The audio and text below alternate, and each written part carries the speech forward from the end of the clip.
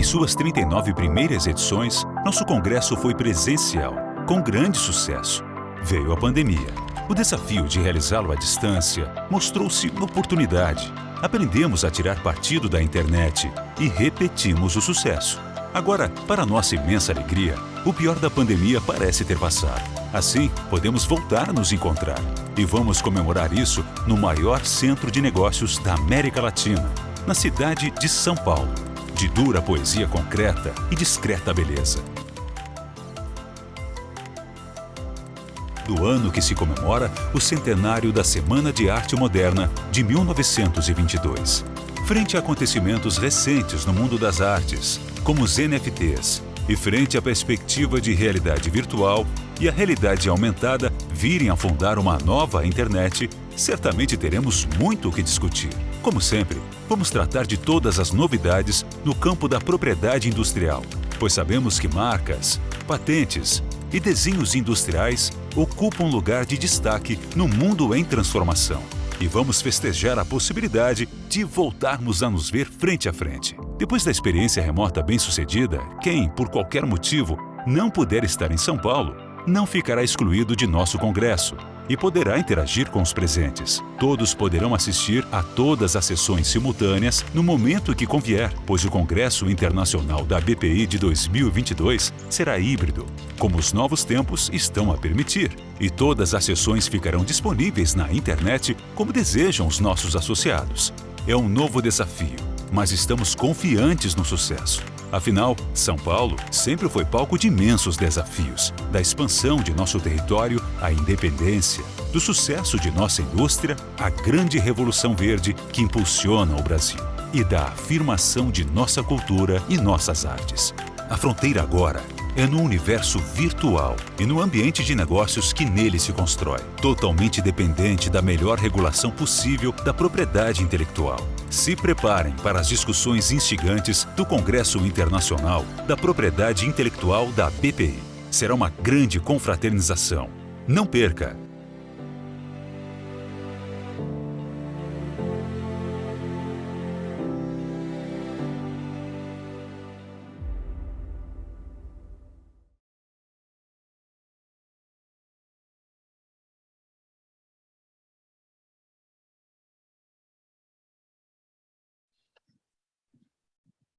Bom dia a todos. Grande alegria estar aqui nesse evento hoje. Estamos, como todos sabem, em ano eleitoral e a BPI está aqui motivada pelo amigo Pedro Marcos Barbosa, promovendo um evento relacionado ao direito eleitoral. Vamos lá, algumas pequenas observações introdutórias, né? Para aqueles que estão pela primeira vez participando de um evento da BPI, nós somos uma associação de estudos, atualmente com cerca de 900 associados. Promovemos o maior evento de propriedade intelectual do Brasil, para o qual normalmente temos 100 a 200 participantes estrangeiros. Antes da pandemia, época de melhor situação, não só de saúde pública, mas também da economia brasileira. Chegamos a ter 1.000 pessoas nos nossos eventos. Esse ano, vamos, nos dias 22 e 23 de agosto, nos reunir em São Paulo. Estamos esperando 400 pessoas participando presencialmente e de 300 a 400 participando virtualmente. Então, convido a todos, né? Naturalmente, há, inclusive, taxas de inscrição diferenciadas, porque o custo para quem está presencialmente, é claro que é maior para a associação. Somos uma associação sem fins lucrativos, então precisamos fazer face aos custos da organização de um evento desse. Agradeço, aliás, aqui publicamente ao nosso coordenador científico, o Felipe Fonteles Cabral. Temos um programa extraordinário, de altíssimo padrão. O comitê organizador tem trabalhado muito desde janeiro, então estou muito já feliz por antecipação com o nosso evento. Vamos falar hoje de paródias, né, gente? E vou introduzir o tema rapidamente e aí, em seguida, vou apresentar a nossa primeira palestrante, que vai ser a professora Vânia Eta, e depois, antes de cada apresentação da Karen e do Pedro, eu faço as apresentações, que assim fica bem vivo na memória de todos, os múltiplos títulos e graus e comendas dos palestrantes antes de cada um falar. Quando a gente fala de paródia, a gente está falando de liberdade de expressão, né? Por quê? Inclusive, é interessante a gente pensar que a Convenção de Berna, de direito autoral, não menciona a paródia, né? A nossa lei de direito autoral menciona, artigo 47. A lei anterior, de 73, já mencionava, né? E a paródia, ela se entende que ou ela é livre ou ela não vai existir, né? Porque é praticamente impossível ter que pedir autorização, porque quase ninguém vai dar uma autorização. A pessoa tem que ser muito desprovida de vaidades ou muito tranquila, né, quanto ao seu valor próprio, para dar uma autorização expressa para que alguém a ridicularize, né? E, aliás, a paródia pode ter tanto o ânimos jocandi, né, o de fazer uma brincadeira, como também o ânimos criticandi, né, o de criticar, né? E aí já começa a dúvida. Os dois tipos de paródia são permitidos? Bom, para fazer uma brincadeira, depende, né? O STJ teve uma decisão em que entendeu que não era possível uma paródia com o ministro do Supremo Tribunal Federal, porque ele estaria sendo ridicularizado, estaria sendo ofendido, e isso ultrapassava o limite da paródia, né? E com relação a uma paródia de crítica, aí a gente tem um problema da norma legal, que diz que a paródia não pode causar descrédito à obra originária, né? Então, hoje, vamos aqui também aprender com os professores sobre esse critério, né, do descrédito, né? E aí tem outra dúvida que a doutrina coloca. O uso deve ser livre, mas ele precisa ser gratuito, né? Será que não seria o caso do lucro da paródia dever ser compartilhado, quase como se estivéssemos falando de uma licença compulsória da obra original, né? Outras dúvidas. A paródia deve respeitar a regra dos 3 passos, né? Está na Convenção de Berna, de forma um pouco imperfeita, está na nossa lei, mas lembramos que a Convenção de Berna não fala das paródias. Ou será que a paródia então vai estar sujeita a outras regras, porque ela deriva diretamente da liberdade de expressão? E quais seriam essas outras regras, né? Há um entendimento que o lucro direto com fins publicitários não seria permitido, ou seja, a paródia ela só poderia gerar um lucro indireto. Isso também já é uma interpretação, já é uma construção, e há jurisprudência nesse sentido. E quero aqui render homenagens ao querido amigo Rodrigo Moraes, que, aliás, é o representante da BPI no estado da Bahia, que ele tem um artigo extraordinário sobre a paródia, requisitos para licitude da paródia, publicado na Revista de Direito Civil, que ele me enviou. Quando estava fazendo a pesquisa para poder aqui minimamente estar ao lado dos 3 professores que vão, em seguida, se apresentar, né? Eu admito que aprendi demais com esse artigo espetacular do Rodrigo Moraes. Não sei se ele está aqui hoje, mas está sendo aqui citado com a minha admiração de sempre, né? E aí temos a questão final, que para mim é muito importante, quando a gente fala em campanhas eleitorais, dos direitos morais do autor, né? O que acontece? Ainda mais quando o autor estiver vivo, será que a paródia ela implica ou intui que haja um endosso do autor, no caso da publicidade, ao produto ou serviço sendo oferecido? No caso da campanha eleitoral, ao candidato, né? As paródias e campanhas eleitorais elas já têm alguma tradição até, né? O Brasil é um país muito criativo.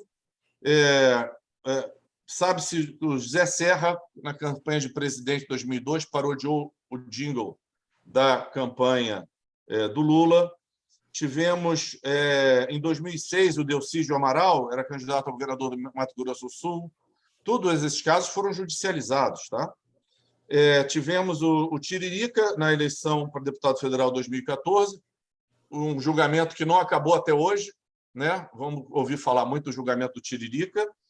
E temos o caso do Fernando Haddad na campanha para a Prefeitura de São Paulo em 2016. Em todos esses casos, a paródia foi considerada lícita, né? E muitos têm dificuldades com essa licitude. Como eu mencionei, para mim, pessoalmente, a questão da interpretação do endosso do autor que esteja ainda vivo é uma questão que me deixa com muitas dúvidas, né? Tendo em vista o liame inafastável entre o autor e a obra, né? Mas vamos aqui hoje aprender sobre o assunto, começando aprendendo sobre direito eleitoral, matéria sobre a qual eu, pessoalmente, não sei absolutamente nada, né? Tenho certeza que a professora Cara e o professor Pedro devem ter melhores noções, porque são pessoas com um conhecimento enciclopédico do direito, mas a professora Vânia teve a generosidade de vir aqui hoje para nos ensinar.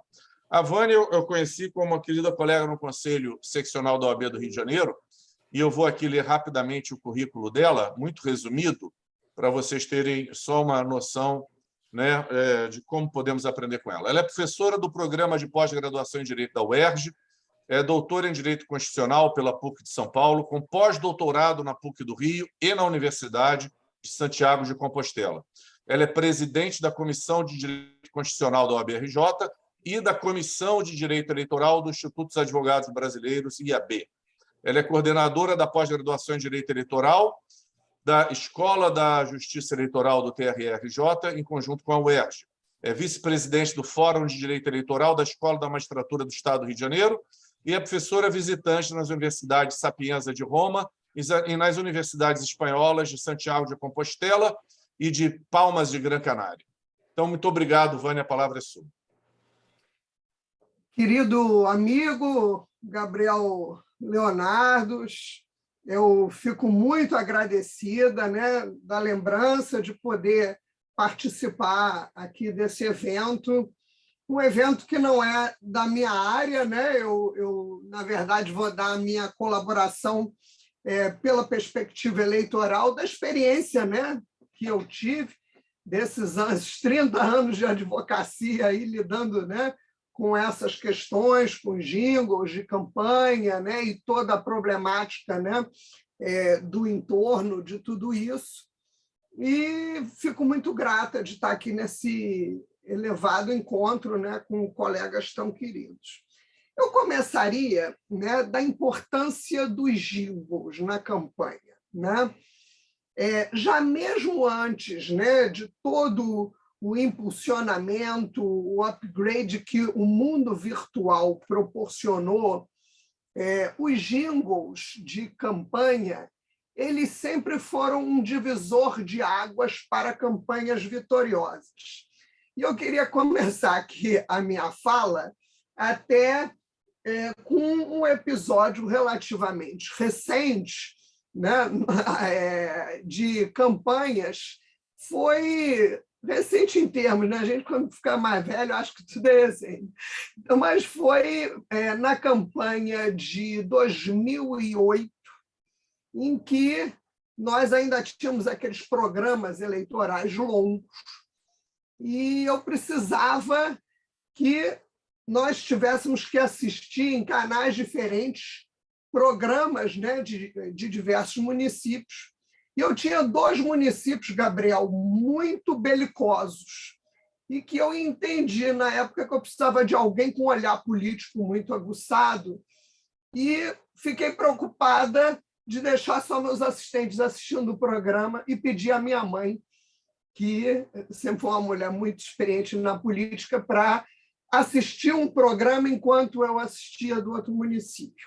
E no primeiro dia, né, da campanha eleitoral dessa pessoa, que era minha cliente, quando terminou o programa, que a gente foi conversar, para eu saber como é que tinha sido o programa eleitoral, ela falou: Vânia, vocês perderam a eleição. Eu falei: mas como assim, mamãe? A campanha está começando agora, a pessoa era prefeita de mandato, não tinha como, né, uma situação. Ela falou: não, com a música que eu ouvi, vocês vão perder a eleição. Eu assino embaixo. O que era? Era o jingle, Pedro, do Xande de Pilares, fazendo a campanha do Burnier, em Nova Iguaçu. E ele fazia a paródia da própria música dele, criticando a minha cliente, né, de forma jocosa, mas a música era um verdadeiro espetáculo.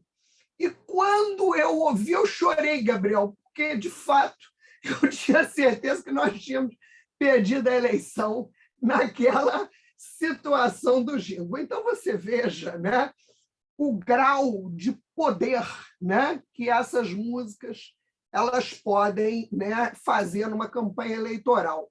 Tanto que muitos prefeitos eles investem tudo que podem, né, nas grandes produções, né, de jingles parodiados, mas sempre vi, né, que essas utilizações eram cantadas pelo próprio autor da obra, né? Era o próprio autor que se reinventava e estava lá quase que numa adesão, ou por caráter econômico, né, comercial, ganhando dinheiro com aquilo, ou até por alguma adesão ideológica a um determinado candidato. Então, veja só, né, essas campanhas, né, eleitorais foram sempre muito impulsionadas, né, por esses jingles, e com as redes sociais, os palanques eletrônicos, né, se tornaram, né, um mar de possibilidades, né, de impulsionamento eleitoral. O Código Civil, né, diz que, em se tratando, né, de propriedade intelectual, a lei de direitos autorais, né, vocês são professores da matéria, trata da utilização de criações intelectuais para fins eleitorais, dependendo do aceite e da autorização dos autores. E eu vejo isso de forma acertada. Estava aqui aprendendo contigo, ouvindo aqui você falar das normas internacionais, mas existe, e é isso que a gente deve fazer como ponderação, todo um aspecto econômico impressionante, inclusive de ganhos, que aquela música parodiada pode proporcionar. Vejam, se essa utilização for remunerada, e na área eleitoral obrigatoriamente ainda que o próprio autor da música ceda, né, a música para o político, de qualquer maneira, esta doação estimada ela é obrigatoriamente contabilizada a preço de mercado para fins de prestação de contas. Então, evidentemente, nós temos que ter toda a observância, né, das normas, né, de accountability, na prestação de contas, há de se submeter tudo isso, né, às vedações que são impostas, de limites, de tudo. Então, quando falamos, né, da aplicabilidade, né, da lei de proteção intelectual a esse aspecto, muitos pormenores devem ser analisados. Mesmo a questão da liberdade de expressão, sei que aqui no nosso país eu sou muitas vezes minoritária nos debates, mas eu sou uma pessoa favorável à regulação, não no aspecto da censura, mas nós temos que ter algum tipo de proteção àquela pessoa que está sendo lesada. E aí não estamos falando de humor, né, da necessária liberdade que tem que se ter, né, na utilização, né, da própria obra, né, quando ela passa ao domínio público. Até a gente mesmo, né, nós escrevemos livros e muitas vezes, né, trechos dos nossos livros são usados, né, em peças processuais, muitas vezes num sentido que nós não gostaríamos, né? E a obra passa a ser pública, né? Mas nós temos que pensar que, por exemplo, tudo isso pode ser objeto de um aspecto econômico. Símbolos político-partidários, por exemplo, podem ser registrados no INPI. Nós temos que observar também normas da LGPD, quando são questões, por exemplo, ligadas a dados sensíveis. A gente pode ter, às vezes, até numa paródia, a própria revelação, né, de dados sensíveis das pessoas. E na questão também da utilização da obra, né, o autor ele não pode ser simplesmente extirpado da obra que ele fez, sobretudo na medida em que existem valores em jogo. Vejam vocês, né? Nos Estados Unidos, em 2016, o Trump utilizou aquela ópera, o Turandot, aquela área Nessun Dorma, com a voz do Pavarotti. O Pavarotti já tinha morrido, se eu não me engano, mas a família entendeu que os valores que o Trump propagava naquela oportunidade eram valores totalmente diferenciados do que o Pavarotti a vida toda pregou. Assim, foi um homem da paz, um homem, né, do congraçamento mundial. Então, eles não permitiram, né, a utilização, à época, né, daquela música na campanha do Trump. Então, vejam vocês, a permissão prévia dos artistas, eu gostaria de ouvir os colegas, mas eu acho de extrema importância. Vejam, por exemplo, às vezes, uma eleição onde há um embate, né, ideológico, uma fratura muito forte, né, da sociedade, uma polarização, e a pessoa vê a sua criação sendo utilizada por um político que você tem verdadeira ojeriza, né? Imagine você um artista que sempre propagou pela liberdade, vamos ser até o caso brasileiro, um homem da liberdade, um defensor dos direitos humanos, um defensor, né, da paz universal, e aí tem a sua obra utilizada como música principal da campanha de um fascistoide qualquer. Isso daí é a morte para o artista. É a morte para o artista. Ver a sua criação sendo trampolim, sendo impulsionamento para um político que, na verdade, propaga valores absolutamente divorciados dos seus, né? Teve no Brasil a brecha, né, que se estabeleceu com aquela música do Roberto Carlos, O Portão, né? Eu acho que o próprio Tiririca se vestiu na propaganda eleitoral, botou ali uma peruquinha, né, imitando o Roberto Carlos. E o Portão hoje tem sido, Gabriel, usado como paradigma de tranquilidade a todo cliente que procura determinadas empresas que produzem jingle. E é interessante que, se você olhar a tabela de preço, vamos aqui no aspecto do dinheiro, se você olhar a tabela de preço, você tem, olha, se eu fizer o teu jingle originariamente, eu vou te cobrar tanto, é um dinheirão.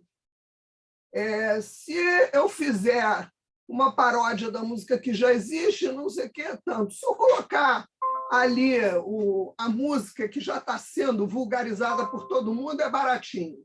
Então, quer dizer, você prostituiu a obra da pessoa, né?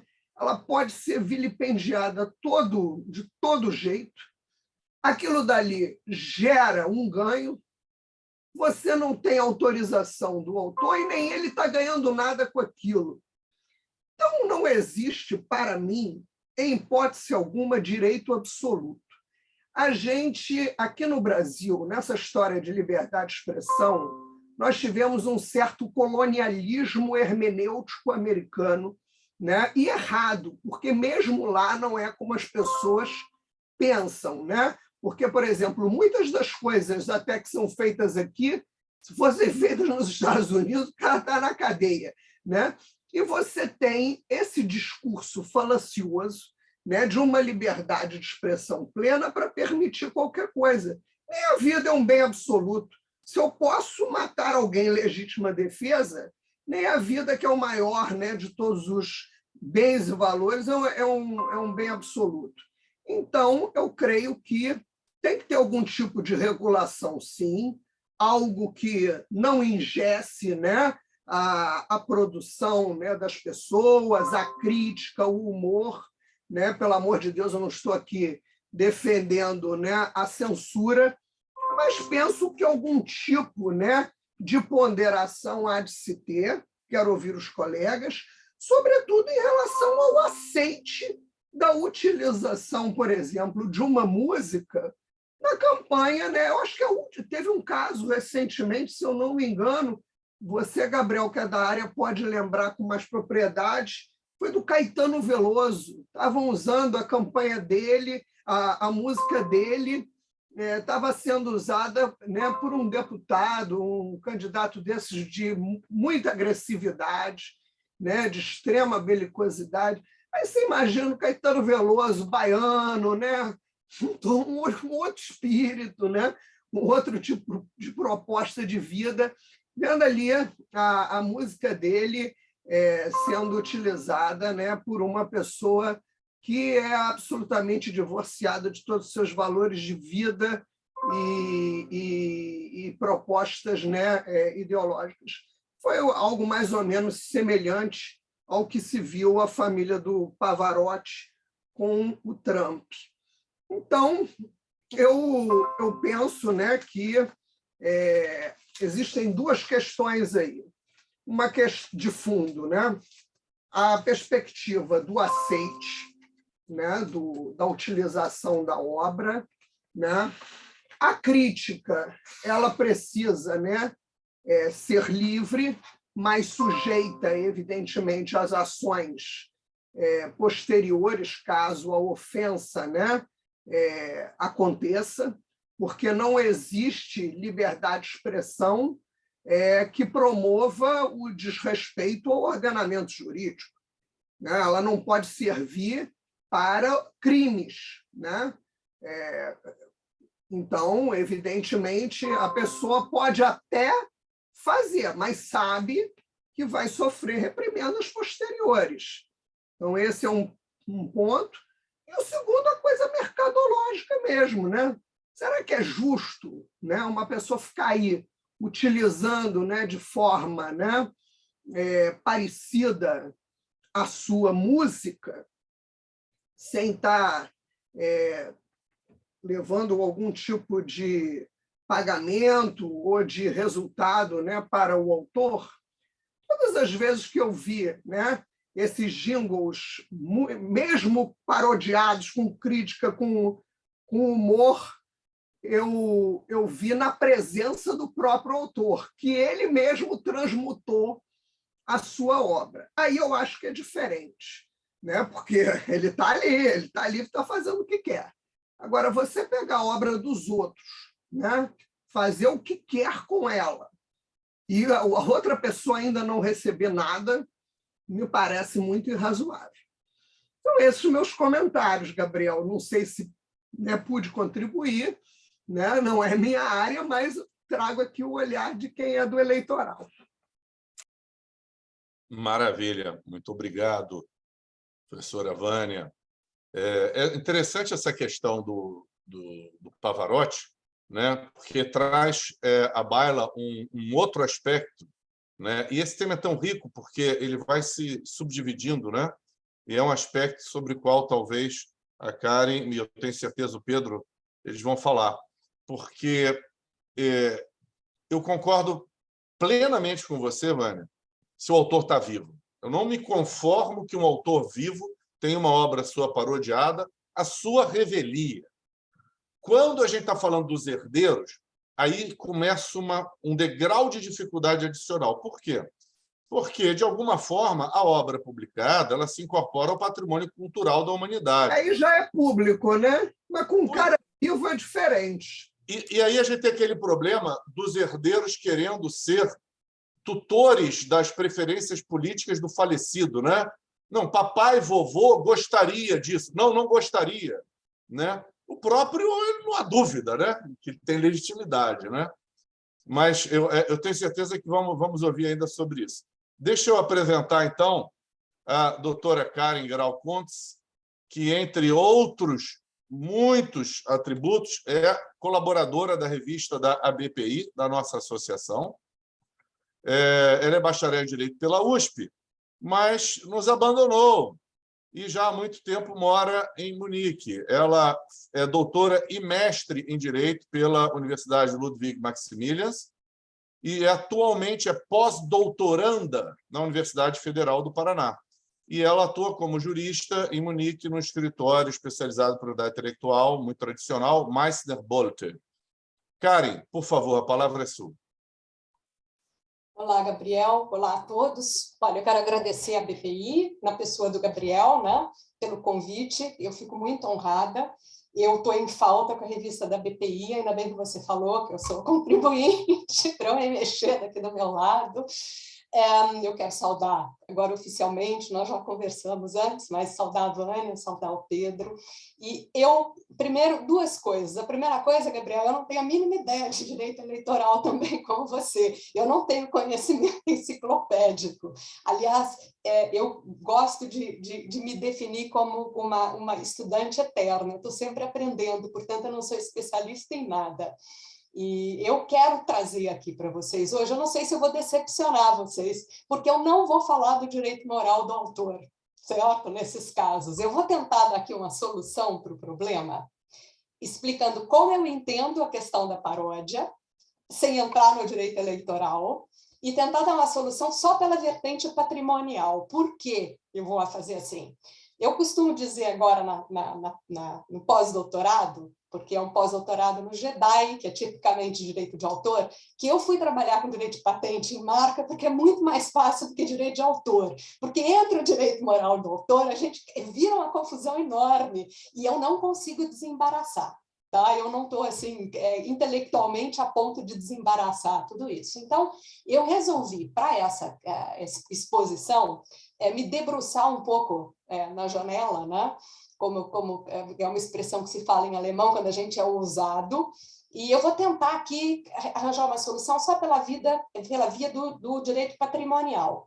E essa é uma solução que não é perfeita, estou jogando para vocês, o público aqui é especializado, e quem sabe a gente não consegue desenvolver alguma coisa em conjunto dentro da BPI, não sei, Gabriel. É uma proposição, tá? Uma proposição que está aqui aberta à verificação crítica de vocês. Bom, para começar, eu quero primeiro fazer uma observação sobre o direito de autor e o tema paródia. Eu já disse que é extremamente complexo, né? E assim, eu vou dividir minha exposição em duas partes. A primeira eu vou falar bastante, na segunda eu só vou fazer uma observação, e aqui eu vou atuar como advogado do diabo e vou jogar um problema para vocês que me surpreende nessa discussão do caso do Roberto Carlos, que é a que eu conheço, certo? Sobre paródia de obra litero-musical. Bom, para a primeira parte, né? Vamos lá. Deixa eu só pegar aqui, porque eu falei livre, para voltar para os meus pontos. Então, primeira coisa, eu queria lembrar para vocês que o direito de autor, que os conceitos que estão envolvidos no direito de autor, eles são extremamente complexos e eles não se deixam definir de forma objetiva. Né? Então, a gente tem o primeiro problema, é que a lei brasileira ela não define o que é paródia. Então, o que acontece? Quando a gente vai olhar as decisões, né, os textos, tem muito texto, especialmente os acórdãos, a gente vê assim, trechos que são tirados de estudos que tratam do tema por uma perspectiva diversa, são jogados dentro, assim, fora do contexto, e eu acho que esse tipo de forma de definição de conceitos, né, com coisas externas destacadas do contexto em que foram colocadas, que elas mais atrapalham do que ajudam, certo? E o mesmo vale para conceito de obra, para conceito de originalidade e etc. Então, eu quero primeiro aqui fazer uma proposição para uma definição do que é paródia, já que a lei brasileira não define, espero que esteja falando, continue não definindo, eu não sei se teve alguma alteração nos últimos tempos, mas acredito que não. Bom, a paródia, primeiro, é uma criação autônoma, certo? Ela não é a mesma coisa que a obra original que deu origem a ela.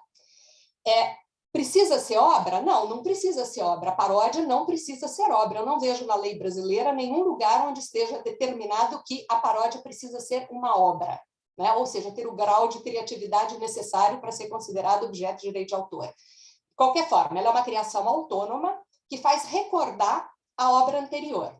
Quando eu falo recordar a obra anterior, eu estou aqui traçando um limite e estou diferenciando do que a transformação da obra anterior. Então, a gente está falando de uma coisa nova, que se tem um vínculo, porque faz recordar a obra anterior, ela é independente da obra original, certo?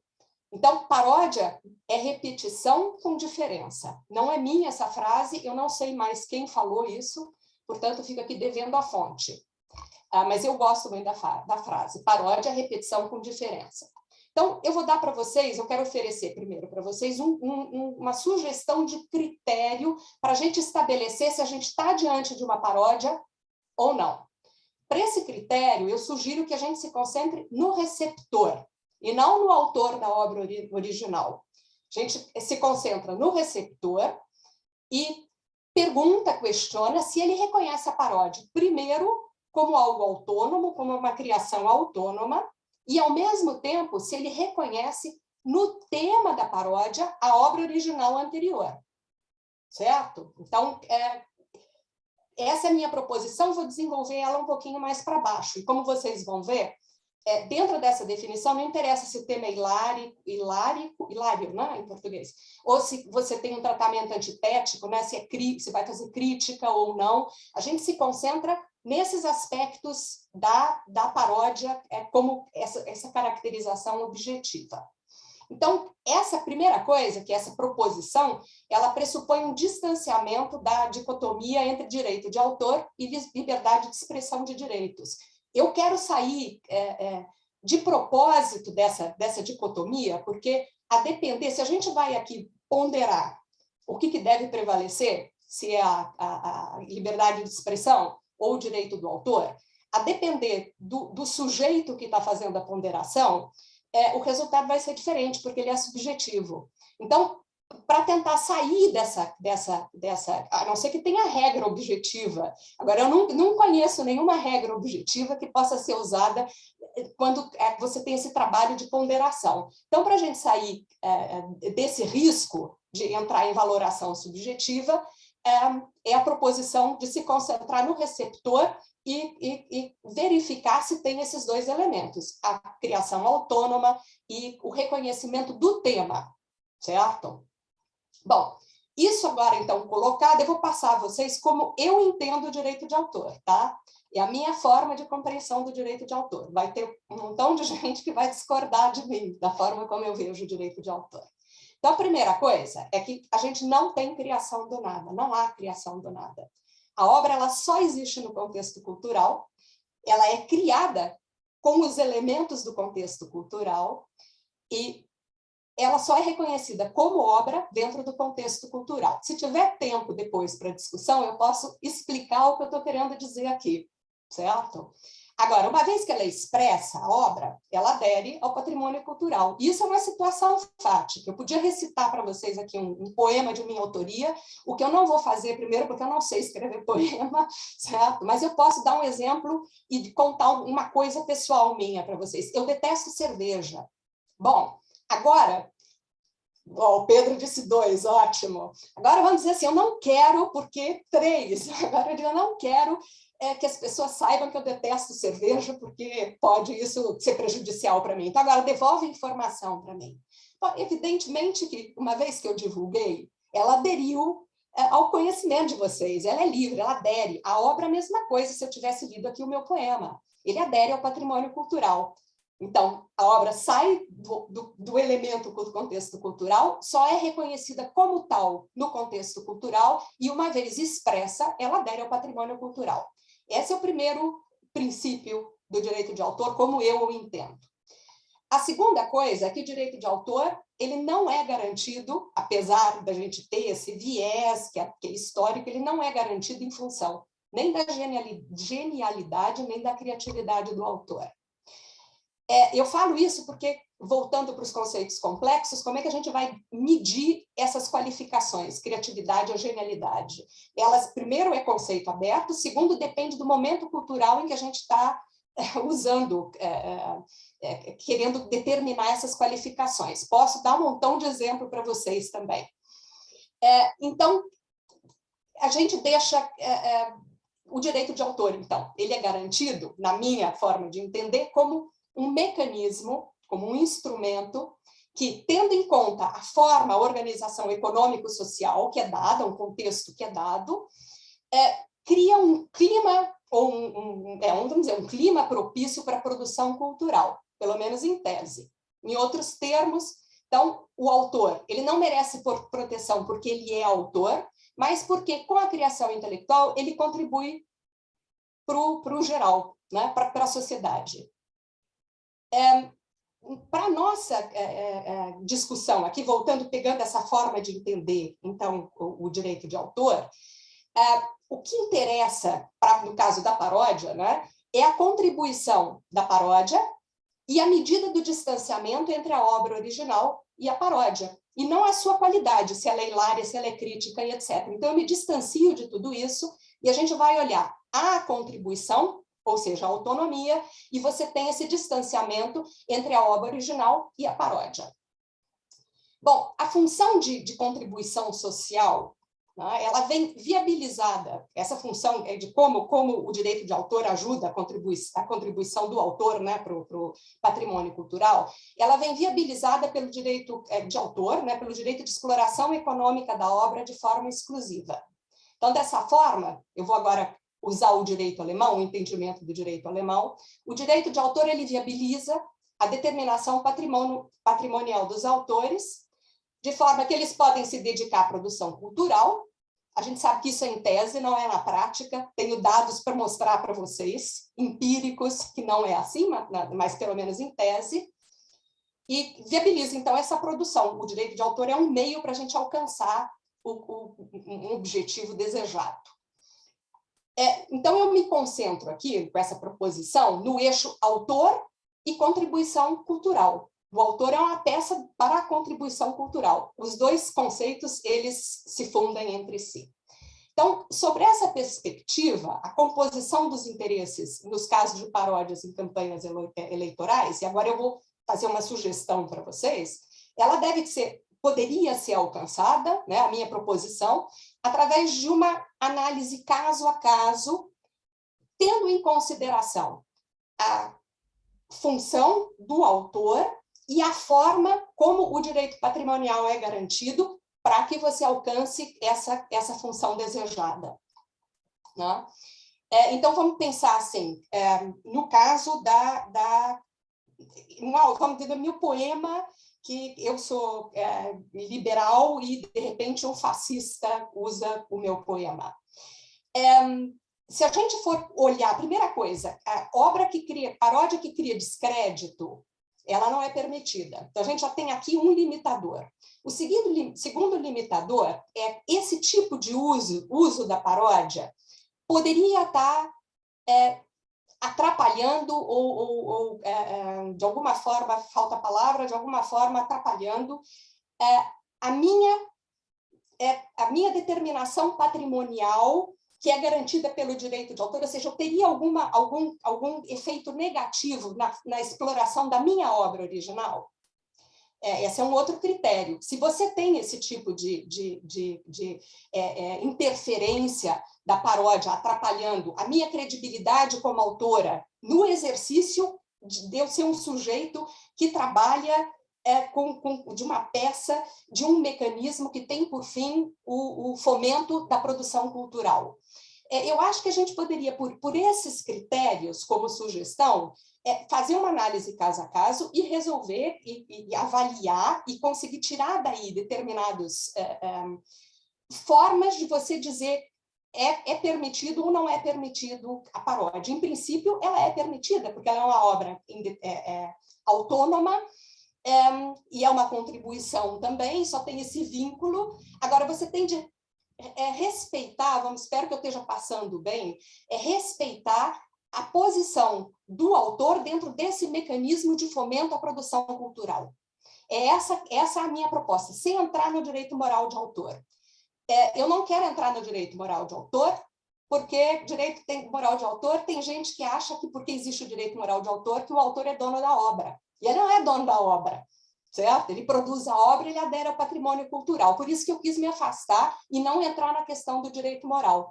Mas eu acho que, se a gente olhar o direito de autor nessa funcionalidade e olhar a pessoa do autor dentro dessa funcionalidade, que seria possível criar critérios ou tirar daí critérios que fossem objetivos para a gente trabalhar essas questões que a Vânia colocou e que eu entendo perfeitamente, certo? Eu não gosto também da ideia se fosse uma obra minha, usada por um fascista, não quero, gente, isso atrapalha a minha credibilidade. Agora, eu não quero usar a parte moral, então vamos usar o meu papel como parte, unidade nesse processo de fomento do patrimônio cultural. Então, essa é a proposta que eu queria fazer para vocês. Como eu disse, ela saiu na preparação para esse seminário. Eu não pensei nela a fundo, mas o público aqui é especializado, e eu acho que talvez a gente possa tirar alguma coisa daí. Agora eu quero passar para a segunda parte da minha exposição, e aqui eu vou colocar para vocês a minha grande surpresa quando eu tive conhecimento do caso do Roberto Carlos, da obra, né, do Portão. Porque, assim, na minha visão de quem está fora há 30 anos, eu olhei, nem sei das decisões posteriores, foi uma discussão, já tem um tempo, né, Pedro? Foi o Pedro Marcos que passou para mim essa decisão. E a primeira coisa que me chamou a atenção quando eu olhei é que o Tiririca, a obra em questão, é uma obra litero-musical. Ela é uma obra composta. São duas coisas que tem ali, a letra e a música. Que a paródia da letra, eu não tenho dúvida, mas a música está sendo reproduzida. Em todos os lugares do mundo onde eu conheço, e a lei brasileira não me dá outra forma de interpretação, a gente está falando de obras distintas. Em momento algum, se tratou da questão como é que você trata paródia de obra litero-musical. Eu gostaria de saber como é que os tribunais vão responder isso. Quando você tem a reprodução total da música e você faz a paródia só do texto. E que são obras distintas, eu acho que até uma coisa empírica. Eu poderia cantar aqui para vocês a melodia da música do Portão, que eu não vou fazer, vou poupar vocês disso, certo? Sem contar, cantar a letra. E não há dúvida que tem pé, tem cabeça, é a obra, certo? Quando a gente olha no direito comparado, eu vou dar aqui só um exemplo para vocês do direito alemão.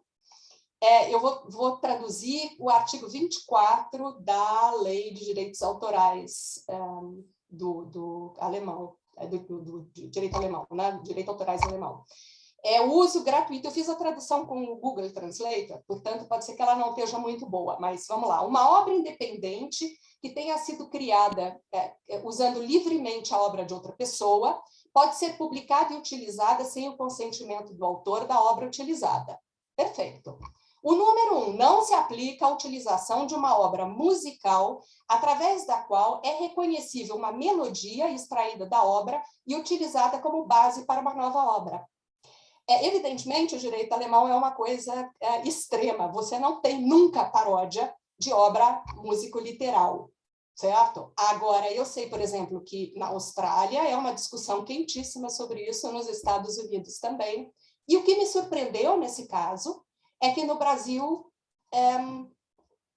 é tratado como se fosse uma coisa só. Apesar da exploração de ser, como é que se chama? Expressa a música concomitantemente, a música e a letra, apesar da exploração musical ser concomitante, na minha forma de entender, são duas obras, vocês me corrijam, se na lei brasileira houver uma forma de tratamento diversa. Então, era isso que eu queria dizer para vocês, certo? Então, primeiro, a minha proposição de como tratar desse problema, se a gente discutir o direito moral, se o autor é dono da obra ou não. E a segunda coisa é essa questão, como é que fica isso? Tenho razão, não tenho? Gostaria aí, agora vou passar para o Pedro, vamos ver o que o Pedro me diz sobre a obra Literatura Musical. Você, Gabriel. Tá? Muito obrigada. Muito obrigado, Karen. A Karen tocou num ponto super importante, que é a falta de definição do que seria paródia pela nossa lei, né?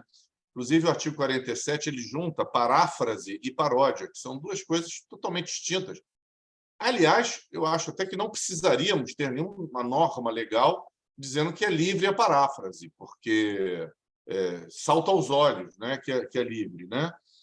E é interessante essa visão da Karen da diferença entre uma obra nova, que seria a paródia, né, onde há uma repetição com modificação, e um outro ponto onde haveria uma mera transformação da obra, né?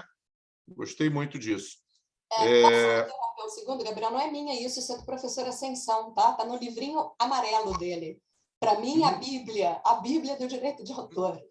Não, mas como o saudoso professor Ascensão, que deu palestras em seminários da BPI, lamentavelmente já faleceu, né? Então, agora sabemos através do seu intermédio, né? As ideias dele se incorporaram ao nosso patrimônio cultural e você que é a mensageira. Agora é a nossa Karen, né? Que é a porta-voz. Exatamente, né? E é muito interessante essa questão realmente da reprodução da obra literatura musical, e que eu acho que remonta à falta de uma conceituação legal clara do que seja a paródia. Vamos agora ouvir um contraponto, tenho certeza, do querido amigo Pedro Marcos Barbosa. E Pedro Marcos, então, é tão frequente em debates aqui na BPI e em outras searas de propriedade intelectual, todos já o conhecem, mas, como estamos aqui num tema novo, quero crer que possa haver um ou dois que não ainda tiveram oportunidade de ouvi-lo, então eu apresento rapidamente. Ele é doutor em Direito Comercial pela Universidade de São Paulo, é mestre em Direito Civil pela UERJ e especialista em Direito da Propriedade Intelectual pela PUC do Rio de Janeiro. Aliás, na PUC do Rio de Janeiro, ele tem uma atuação muito intensa, é professor de Direito Civil, Comercial e Propriedade Intelectual na graduação e em curso de pós-graduação, e é coordenador da excelente pós-graduação em Direito da Propriedade Intelectual, que já existe na PUC do Rio de Janeiro, depois o Pedro vai nos falar, certamente há mais de 20 anos. É membro do IAB, do qual já foi diretor cultural no biênio 2012-2014, foi diretor acadêmico no biênio 2014-2016 e é membro da Comissão de Direitos Autorais e Propriedade Intelectual do IAB. Aliás, se não estou enganado, essa é a comissão para a qual recentemente foi nomeado, no atual mandato, o nosso diretor da BPI, Paulo Parente, como coordenador. É também membro da Comissão de Direito Autoral da OAB-RJ e, para nossa alegria, é integrante da Câmara de Solução de Disputas relativas ao nome de domínio e do Centro de Solução de Disputas em Propriedade Intelectual, daqui da BPI. Pedro, a palavra é sua. Muito obrigado. Obrigado, Gabriel. Acho que as duas titulações das quais eu tenho mais orgulho é ser sócio proprietário do Clube de Regatas Vasco da Gama e de ser músico amador. Mas essas você não mencionou. Eu não tive o prazer de ser aluno da Vânia na UERJ, fico triste por isso, mas gostei de ouvi-la hoje. Ela tem uma vivência muito intensa no tema mote do nosso encontro, muito mais do que Karen e eu, que ficamos com a segunda parte do título da palestra. Ouvindo Vânia e Gabriel falarem de Puccini, que era disso que estávamos falando, e eu gosto muito de ouvir música italiana antes de vir ao escritório. Eu fico no rodízio do Rossini, no rodízio de Verdi e de Puccini. Mas ontem eu estava ouvindo Puccini, então achei divertido o Vânia mencionar. Mas tanto Puccini, que morreu em 24, quanto Pavarotti, que morreu no ano de 2007, já estavam falecidos, salvo engano, quando aconteceu essa circunstância do Donald Trump. Então, eu não sei até que ponto a parte que Vânia mencionou, que ela se sente mais à vontade quando um intérprete está falecido, em termos de liberdade do uso de sua obra, enquadraria ou não nesse caso. Em geral, se você não tem a cor de pele laranja, É difícil alguém se sentir muito afeiçoado ao Donald Trump, né? Eu não tenho a minha pele laranja. Mas isso me lembrou um pouco sobre uma importante distinção feita no direito civil entre os bens de consumo, os bens civis e os bens de produção. Porque nos bens civis, a titularidade e o controle são situações muito simples. Então, eu comprei essa caneca no Toque Stock do Pequeno Príncipe. Aliás, o Saint-Exupéry já morreu faz tempo suficiente para ver domínio público. E eu não sei se alguém pagou algum centavo à família do Saint-Exupéry. Agora, eu faço com a minha caneca o que eu quiser, porque a minha titularidade e o meu controle estão dentro de uma lógica física, porque são bem escassos, ainda que ele possa ser reproduzido em outro contexto.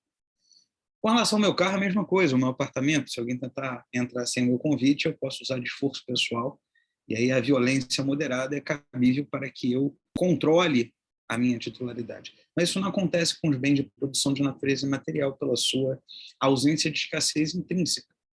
Então, não há como controlar não só o uso da obra, como muito menos o sentido da obra.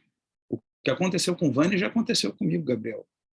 Algumas vezes, quando eu vejo textos meus citados pelo Poder Judiciário, é impressionante como raras as vezes eles me citam como no contexto que eu entendo a matéria. Aliás, muitas vezes eles tiram a palavra não, e é exatamente o oposto do que eu escrevo. O que eu posso fazer sobre isso? Vou mandar uma cartinha à ministra do STJ dizendo, olha, próxima vez que me citar, por favor, leia a frase inteira?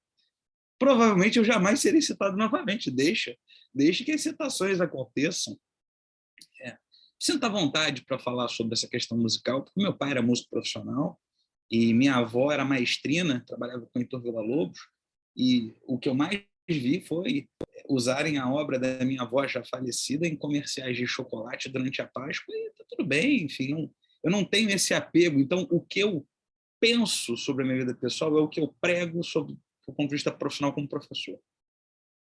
Não há tanto controle sobre esse tipo de obra. E para consolidar esse meu ponto, queria lembrá-los do fascínio Anders Breivik, que matou 77 pessoas em Oslo.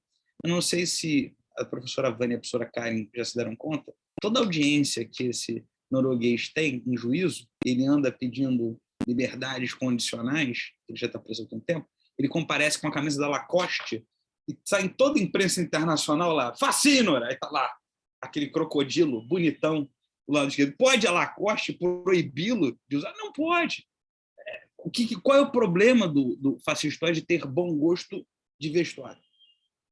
Eu não sou advogado da Lacoste, mas eu gosto de camisa da Lacoste. Ela tem como obrigar só as pessoas que tenham um comportamento republicano possam comprar os seus bens de consumo? Não tem como ela controlar isso. Ou lembra ainda o caso da Volkswagen, com o carro Santana, que foi programado para ser um carro de classe média alta, mas no Brasil, com a dedutibilidade tributária para os taxistas, ele acabou ficando incorporado no imaginário popular, não como um carro da classe alta média, que era a ideia da Volkswagen, mas sim como um carro de taxistas.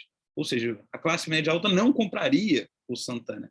Ela não consegue controlar exatamente o que os destinatários compreenderão com a obra. Isso não significa dizer que eu não tenha simpatia com a ideia da Vânia de regulação, não.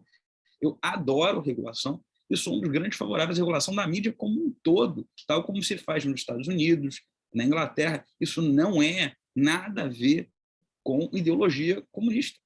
Isso é mais capitalismo possível, ter uma boa regulação, o que não temos. Então, acho muito esquisito que a mídia tradicional, especialmente a Globo News, sempre apresenta essa ideia da regulação da mídia como uma ideia stalinista. Não o é, a não ser que considerem a Inglaterra e os Estados Unidos países stalinistas. Com relação do contexto que vivemos hoje, em termos de jurisdição constitucional, eu queria chamar a atenção de alguns casos que me parecem que condicionam o nosso debate. E o primeiro deles é o fato de que o Supremo Tribunal Federal, no caso das biografias, ele deu aso a uma lógica preferencial à liberdade de expressão. Esse primeiro caso das biografias acabou sendo ratificado no caso da lei eleitoral e do humor, ainda durante uma medida cautelar do ministro Aires de Brito, em que o ministro Aires de Brito, vascaíno como eu, sergipano, o segundo maior jurista do Sergipe, depois de Tobias Barreto, ele defendeu um direito implícito, fundamental ao humor. E dizia ele, num voto memorável, ainda em medida cautelar, não no mérito, que, salvo engano, depois acabou sendo ratificado pelo ministro Alexandre de Moraes, anos mais tarde, que o povo brasileiro tende à chalaça, à zombaria, à crítica ácida. O povo brasileiro ele não tende a ser irônico, ele tende a ser sarcástico. Essa é uma característica cultural nossa. Eu acho que isso também condiciona o conceito do que seja paródia no Brasil, que pode não comparecer ou não ser idêntico ao conceito de paródia na Alemanha, onde, Karen, nem sempre o humor tem o mesmo rebolado que o nosso humor brasileiro. E o terceiro caso que me parece que condicionou nosso debate também da jurisdição constitucional foi o caso do direito ao esquecimento, em que num precedente para lá de esquisito, de uma repercussão geral dificílima de ser aplicada, eu não sei até que ponto foi útil, em termos de segurança jurídica, aquela norma produzida da repercussão geral da lei do esquecimento, mas, mais uma vez, o Supremo bateu numa posição preferencial da liberdade versus privacidade, versus propriedade, versus outras titularidades. Então, me parece que no Brasil, e eu concordo com Vânia, que nós temos um certo colonialismo mental e não há nenhum problema em falar com sotaque. O meu sotaque é diferente do da Karen, o meu sotaque é diferente da Vânia. O problema é pensar com sotaque. E esse é um colonialismo difícil de vencer, porque não somos monarquia e parte de um império europeu já faz algum tempo. Mas isso é relevante. O Supremo tende a prestigiar a liberdade, não muito diferente do que, no caso inacabado do Tilica, parece que o Superior Tribunal de Justiça também entendeu. O terceiro ponto que me parece relevante destacar numa condição do nosso debate é que há uma lógica díspare para o contexto da República, do direito público, tipicamente ao direito eleitoral, para a lógica afeita, em geral, às relações de propriedade intelectual. Porque na propriedade intelectual, sob o ponto de vista pragmático, sob o ponto de vista econômico, eu estou disputando um cliente, eu estou disputando um adepto. E no direito eleitoral, eu estou disputando um voto. Vejam que votos não são fungíveis. Os seres humanos são personalíssimos. A relação com a República não é sujeita a uma lógica de intercâmbio. Não pode ser, inclusive seria crime se o fosse. Logo, temos lógicas muito diferentes, pois com relação às obras autorais eu tenho o prestígio da ética estética. E na lógica do direito eleitoral eu tenho o princípio e o prestígio, a lógica da identidade. Para ficar mais claro, para que ninguém diga que eu estou defendendo uma ode do tudo pode. No famoso caso Enéas Carneiro, o Tribunal Superior Eleitoral, no ano de 2002, ou seja, ano da edição do Código Civil, faz 20 anos, Gabriel, julgou um caso interessantíssimo no recurso especial 20156, com vários votos, mas o relator foi o ministro Sepúlveda Pertence, que também era ministro do Supremo Tribunal Federal. E foi um caso em que o Enéas Carneiro, salvo engano, disputou não a presidência da República, mas o cargo de deputado federal, e ele usava uma obra de um autor já falecido como pano de fundo, né? Uma obra de Beethoven, falava 56. Nosso cardiologista acreano, que morava no município do Rio de Janeiro, candidato do Prona, teve um problema com o candidato do PTB, que passou a emulá-lo. Então, ambos eram candidatos a deputado federal, ambos candidatos a deputado federal por São Paulo, mas ele tinha um clone que cresceu uma barba, imitou uma calvície, falava como ele. E, claro, o TSE corretamente disse não, porque, vejam, no contexto eleitoral, a propaganda e não publicidade, e aqui eu sou purista, como é a Luciana Ancona, como são tantos outros, a propaganda tem a ver com uma interlocução fora da matiz capitalista. A finalidade da propaganda é informar, é convencer, porém não convencer a compra, é convencer algo muito mais profundo e existencial que isso, que são os valores republicanos. E o TSE corretamente disse, olha, não vou tolerar esse emulador do Enéas Carneiro, porque ali tem a ver com uma identidade republicana. Me parece que isso é um pouquinho diferente do contexto tipicamente capitalista, mas mesmo no contexto tipicamente capitalista, eu posso usar propriedades intelectuais alheias se for a finalidade informativa, como é o exemplo da publicidade comparativa. Então, se até na finalidade capitalista, na publicidade, eu posso fazer comparações sem autorização do titular do direito, por que não poderia no contexto eleitoral, fora da disputa de clientela? Então, me parece que aqui há uma questão a ser refletida. Agora, tendo em vista todos esses condicionamentos, quais são os tipos de uso da obra-lei? Eu tenho o uso extenso e meramente reprodutivo, tipo A. Eu tenho o uso diminuto como citação, tipo B. E eu tenho o uso transformativo, que a Karen mencionou, o Gabriel e a Vânia, seriam paródias, paráfrases e outros. Antecipando as conclusões que eu proponho a esse primeiro momento da nossa conversa, eu tendo a acreditar que o único tipo de utilização de obra-lei tendente à ilicitude no contexto eleitoral é o uso extenso e meramente reprodutivo, mas não a citação e muito menos o uso transformativo. Agora, Karen levantou um ponto difícil para Chuchu. Karen disse, paródia precisa ser obra? E eu estou a citando como pergunta que ela fez há 22 minutos atrás. Entramos aqui na seara de um dos livros de papai, agora citando Gabriel, que ele é coautor com 2 uergianos, o Rodrigo de Azevedo Souto Maior e... Meu Deus, fugiu o nome. Chamado Contributo Mínimo. E esse livro ele desenvolve a ideia até que ponto nós podemos e devemos prestigiar o direito de autor por inovações que não tenham um mérito qualitativo. Ou seja, não é qualquer novidade que constitui uma tutela autoral. E mesmo pode haver novidades que sejam despidas de tutela autoral. Gosto sempre de lembrar uma clara exclusão política de tutela a criações de seres humanos que existem em quase todos os países do mundo. Então, uma das juízas favoritas minha, Vânia, chamava-se Ruth Bader Ginsburg. Aliás, ela foi muito mal substituída, na minha opinião. Mas isso é só uma opinião. Ruth escrevia votos discordantes extremamente originais.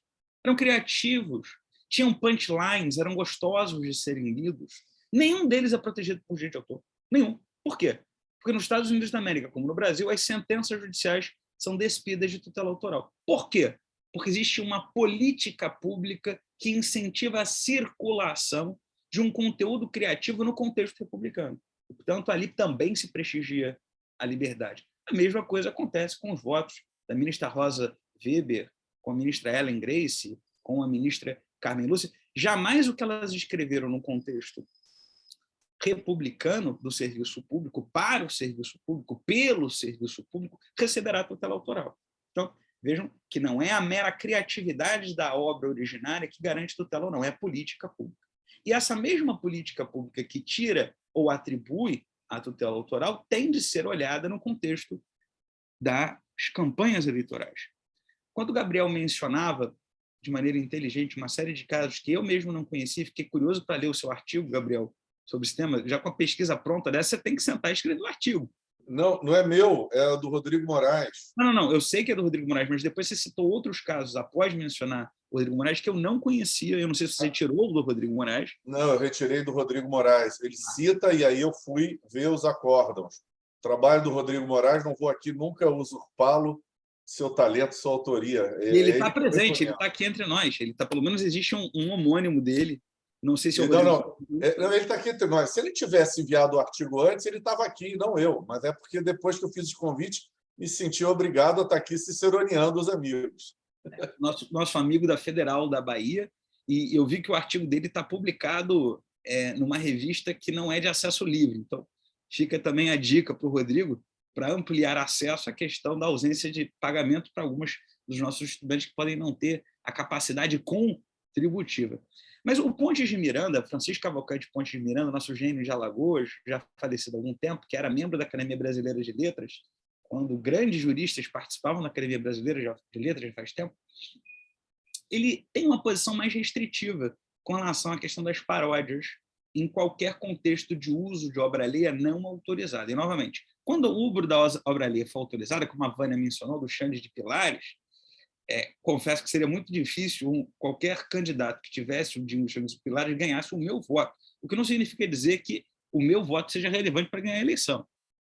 Mas Francisco Cavalcante Pontes de Miranda, ele tendia a exigir um contributo mínimo elevado para que esta segunda obra que usasse de insumo a obra primígena recebesse uma tutela autônoma.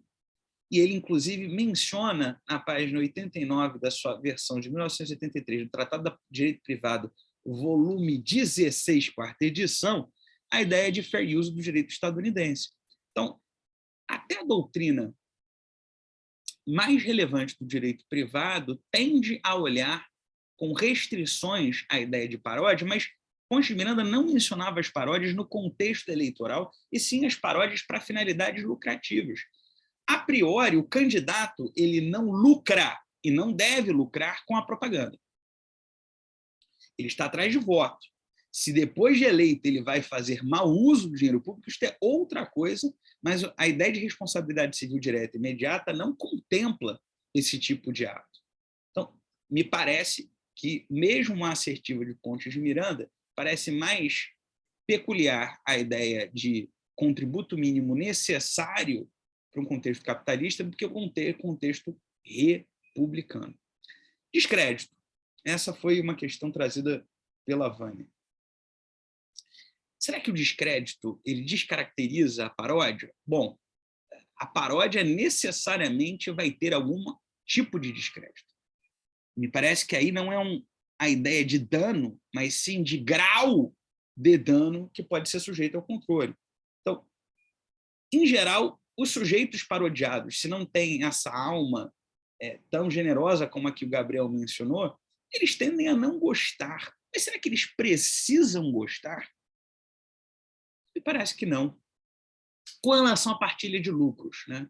Nós tivemos uma decisão da Suprema Corte brasileira, que me parece acertada, mas é polêmica, sobre a extinção das doações privadas para a campanha por empresas, né? Porque pessoa jurídica não vota, então a ideia seria one person, one vote, e há uma quantidade de dinheiro muito considerável para que os partidos políticos, por exemplo, paguem por obras alheias, se esse for o caso. Ou seja, se for o caso A, de uso ostensivo e não transformativo, ou seja, se não for o caso de citação, de paródia e paráfrase. E eu concordo com a Vânia, eu acho muito saudável que se remunere os artistas e artífices e intérpretes por isso. Mas eu não sei até que ponto a lógica de partilha dos lucros seja determinante da minha interpretação que, no caso B e C, ou seja, no caso de citação uso transformativo, mesmo a falta de autorização ao pagamento não frustram a licitude da manifestação expressiva. Já chegando ao fim, me parece também útil lembrar, com relação à chancela de artistas a campanhas políticas, contexto eleitoral e propaganda, que recentemente o Supremo Tribunal Federal entendeu como constitucional a vedação aos showmícios. Ou seja, o showmício é a maneira mais ostensiva em que um artista demonstra presencialmente a chancela ao político. Ou seja, o Supremo Tribunal Federal ele estava querendo dissociar o empréstimo da fidúcia, do fanatismo que muitas pessoas nutrem por pseudos artífices ou influenciadores para uma campanha eleitoral. Pegando emprestado esse julgado do Supremo, levando em consideração o julgado do Supremo que eu mencionei sobre lei eleitoral e humor, sobre biografias, sobre direito ao esquecimento, será que o Supremo não está querendo dizer que, além de não ser proibido o uso da obra alheia, tampouco se quer tanta proximidade dos autores para que eu empreste a chancela aos políticos? E parece que é um raciocínio que faz sentido. E, por fim, o caso Tiririca, o caso Roberto Carlos, eu concordo com a lógica de obra composita, Karen Grau Kuntz, que foi mencionada, porque temos uma canção, é letra e melodia. Mas a campanha da propaganda do palhaço Tiririca era também uma obra, não só protegida como criação por si, como também protegida pelos direitos conexos, porque eu tinha todo um clipe musical super produzido, com um terno branco, alinhado. Achei divertidíssimo. Não votei porque não moro em São Paulo, mas não votaria se morasse em São Paulo num Tiririca. Mas eu adoro assistir campanhas eleitorais por razões diferentes da Vânia, porque eu adoro política, eu acho divertido, acho curioso, gosto de ver os debates, acho muito ruim que haja covardia de candidatos que fujam ao debate.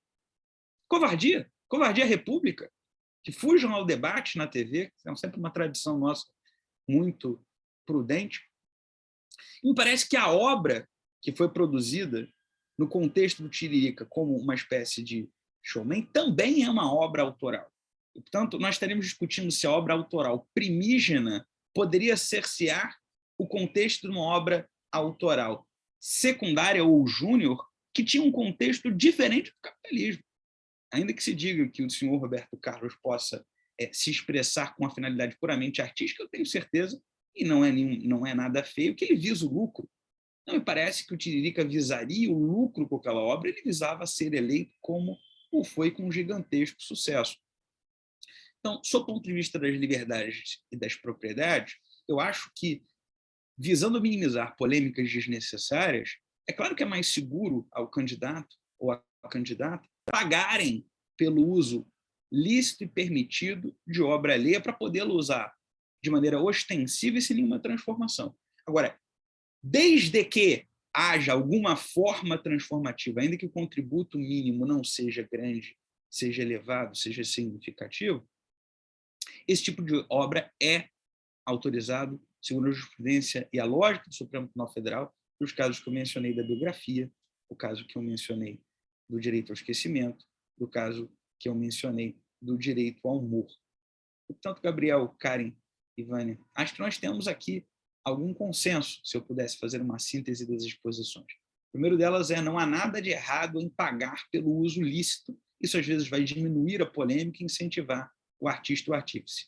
Eu concordo que é diferente nós pensarmos num controle contextual do artista e do intérprete morto, daquele do vivo, mas me parece que esse caso não resolveria o feito do Putin e Pavarotti versus Trump. Penso que a ideia de controle é uma ilusão, e aí nesse ponto eu concordo com a Karen, e eu relembro aqui as camisas Lacoste, que são da predileção de Anders Breivik, o chacinador de Oslo, em toda a audiência de progressão do regime da pena. O marketing do Lacoste deve morrer do coração, porque sai na página de todos os jornais do mundo afora a predileção dele pelo crocodilo. Lembro da Volkswagen com o Santana Quantum e da lógica da classe média. E lembro que o TSE não foi simpático quando 2 candidatos a deputado federal estavam ali obnubilando a sua escolha porque um emulava o outro. Então, se eu acredito que tende à liberdade o uso da paródia, da paráfrase, da citação de músicas dentro do contexto eleitoral, eu não sei se a resposta seria a mesma se 2 candidatos ao mesmo cargo fizessem uso da mesma paródia ou paráfrase, porque isso diminuiria a identidade, a distinguibilidade da sua propositura à candidatura. Portanto, eu não sou favorável ao vale tudo, mas eu digo que há usos lícitos não remunerados possíveis na citação nos usos transformativos, ainda que de baixo contributo mínimo, na ostensividade de uma campanha de propaganda política em época eleitoral. Muito obrigado pelo convite, Gabriel. Pedro, muito obrigado. Eu acho que a minha posição é muito parecida com a sua. Eu tendo a achar que a liberdade deve prevalecer, excetuadas situações excepcionais, né? Aliás, o teste de 3 passos é muito mal compreendido, principalmente no judiciário, né? o teste de 3 passos, para aqueles que não são, digamos assim, versados no direito autoral, veio da Convenção de Berna, que são 3 requisitos que justificariam a reprodução livre, não remunerada, independentemente de autorização do autor, né? E para você ter uma ideia, Pedro, eu tive uma causa que, aliás, com advogados muito combativos do outro lado, que eu perdi em primeira instância, segunda instância, só ganhei no Superior Tribunal de Justiça, porque tanto a primeira instância quanto a segunda instância no Rio de Janeiro liam o artigo 46, inciso 8º, que, como sabemos, diz que não constitui ofensa aos direitos autorais a reprodução, quando a reprodução não for o objetivo principal da obra nova, e não prejudicar a exploração normal da obra reproduzida, nem cause um prejuízo injustificado aos legítimos interesses dos autores. O que a primeira instância e o Tribunal de Justiça do Rio de Janeiro leram? Como o autor poderia cobrar um valor para conceder a autorização, então você está causando um prejuízo injustificado, que era um erro lógico horroroso, porque a falta da cobrança jamais pode ser o prejuízo injustificado, porque senão você não vai aplicar jamais o 46, inciso 8º, né? Na hora que o caput diz não constitui ofensa aos direitos autorais, ele está querendo dizer pode usar de graça. E não faz sentido dizer pode usar de graça e sem pedir autorização, mas se você não pagar, vai causar um prejuízo, né? Só o STJ veio a entender isso, né?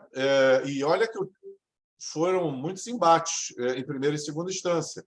Então, a minha tendência é que pode usar de graça, sim. E eu acho que não tem como fugir, Karen, do direito moral como fundamento. Por quê? Porque se eu acho que pode usar de graça, bom, vai poder usar de graça sempre, aí vem direito moral do autor, do artigo 24, inciso 4º, de opor-se à prática de atos que possam prejudicar a obra ou atingi-lo como autor em sua reputação ou honra. Aí eu vejo a divergência política como o autor dizendo isso vai me atingir na minha reputação. Eu tenho reputação de ser um fascista e esse candidato é de esquerda. Ou eu tenho reputação de ser um comunista e esse candidato é de direita. Eu não quero que isso atinja a minha reputação. Eu só vejo aí um fundamento legal para um recurso assim, extraordinário, heróico, para impedir, né? Mas, enfim, ninguém precisa concordar comigo. Vamos aqui fazer uma rodada, mas eu queria pedir para a Vânia começar, até comentando a observação aqui super instigante do colega Márcio Merkel, de Curitiba. Vocês devem ter visto que está cheio de perguntas e comentários, tanto na parte de Q&A quanto aqui na parte do chat, né? E o Márcio fala de uma coisa interessante, quer dizer, hoje em dia as campanhas eleitorais usam Big Data, Analytics, né, para marketing político. E aí é claro que vem a tal da falsa paródia, né? Alguém que pode ver, não, esta música eu percebi vai ter um apelo especial para o segmento que eu quero atingir, seja porque a minha campanha tem como foco os velhinhos aposentados, ou porque tem a garotada que acabou de tirar título de 16 anos, né? E aí, com o uso dessas ferramentas aí de inteligência, você também resolve qual paródia você vai adotar, né? Você mencionou, né, Vânia, que isso fazer uma avaliação em 45 dias é impossível, né? Conta um pouco para a gente como é que se dá a dinâmica das impugnações durante o período eleitoral. O grande problema, né, de uma análise mais caso a caso, né, como até propôs a Karen, porque nós temos que ter tudo resolvido em 45 dias.